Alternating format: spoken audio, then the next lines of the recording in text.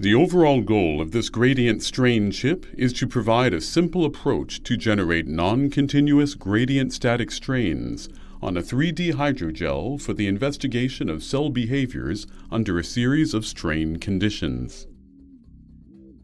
This method can help answer key questions in the bioengineering field, such as the stimulations of stem-cell differentiation and the regulation of cellular alignment for artificial tissue organ development.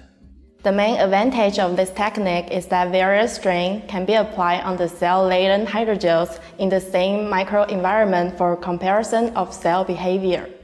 Visual demonstration of this method is critical, as the chip preparation steps are difficult to learn, since they should be completed in 3 to 4 hours for batch of experiment to ensure high cell viability.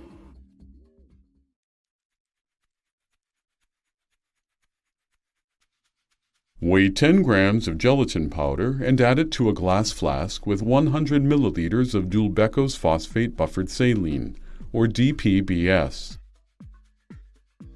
Put a magnetic stir bar into the flask and place the flask on a stirring hot plate.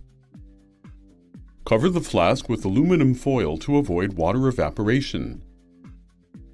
Set the hot plate temperature to 50 to 60 degrees and the stirrer at 100 RPM for 1 hour to dissolve the gelatin powder. After the gelatin has dissolved, add 8 milliliters of methacrylic anhydride very slowly using a pipette. Let it react at 60 degrees Celsius for 3 hours. Then add pre-warmed DPBS into the flask.